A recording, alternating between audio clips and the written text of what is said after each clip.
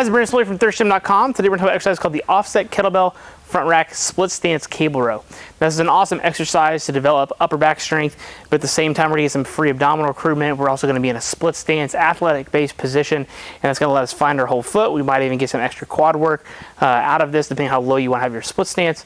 But the ideal here is that our rowing position is we're also going to get that abdominal strength, and we're going to maintain a good torso position while getting long with our arms and our lats. So you're going to need a kettlebell for this, and you're going to want to have that in the front rack position. So going to grab the horn of that kettlebell, bring it towards the front of you like you're going to punch yourself in the chin.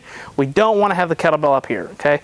We actually want to bring that kettlebell towards the front. This is going to allow some expansion. It's going to open up our backside.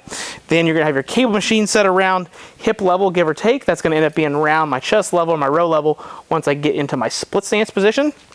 I'm going to switch my hands up here just so it's easier for you to see me row, but that's where how my kettlebell is going to be here.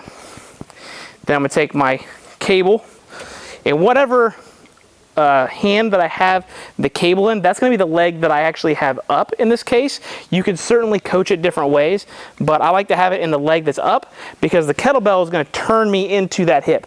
So hopefully you can see that turn that I'm creating by turning my body, where if I had it the other way, I would actually be turning me open, okay? I want to actually try to turn this closed. So again, front foot forward, back, split stance position. Always got tension here on the cable. Kettlebell's in front of me. I can feel my abs, feel my front quad working here. I'm gonna row and get long. At no point am I gonna let the cable turn me. I can rotate my arm, or you can keep it straight, whichever you prefer. I really like pronating, let my arm get good and long, let the scapula come around, and then I would switch sides. So this exercise works great for athletes to teach them to keep that trunk control in the middle, keep them in a good athletic based position. Like I said, I can feel my quads, my legs were having to work. We're trying to integrate everything as a unit.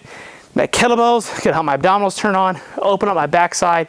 Like I said, the kettlebells on this side, I'm gonna actually have to turn my zipper into that front leg, okay? That's gonna help me open up the back part of my hip. And then as I go to row, that's gonna turn me into that hip here. So this is trying to pull me this way, but as I row, I'm actually gonna pull myself further back into that back hip, helping improve maybe my mobility on that front leg if you happen to lack external rotation on that front base leg.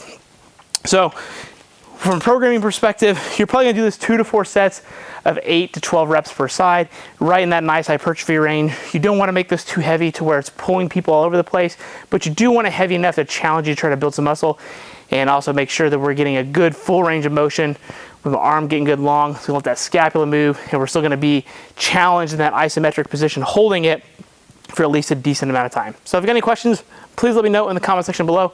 Thanks, have a great day.